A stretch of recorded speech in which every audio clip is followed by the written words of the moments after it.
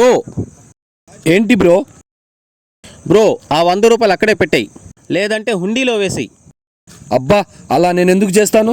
నాకు దొరికింది కాబట్టి నేను బిర్యానీ తింటాను. అరే అదవా, అలా దొరికిన డబ్బుతో తింటే అరగదు. ఎక్కడ దొరికిందో అక్కడ పెట్టేయి, లేకుంటే హుండీలో వేసేయి. అలా చేస్తే నాకేం లాభం? నీకు దొరికిన ఆ 100 రూపాయలతో నువ్వు బిర్యానీ తింటే అది నీ కష్టం కాదు కాబట్టి అది నీకు అరగదు. ఆ డబ్బు నీది కాదు కాబట్టి నువ్వు దేవుడికి ఇచ్చావనుకో, దేవుడు నీకు 100 రెట్లు తిరిగి ఇస్తాడు. ఇవన్నీ దేవుడు మనకి పెట్టే పరీక్షలు. ఆ 100 రూపాయలతో సరిపెట్టుకుంటావా, లేదా లక్షల్లో కోట్లలో సంపాదిస్తావో నీ ఇష్టం.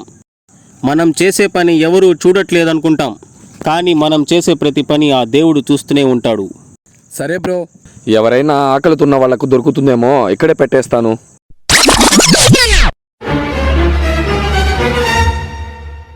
అమ్మ బాబాయ్, పురుగుల పట్టి చేస్తావురా నా కొడక, నాశనం అయిపోతావురా నువ్వు.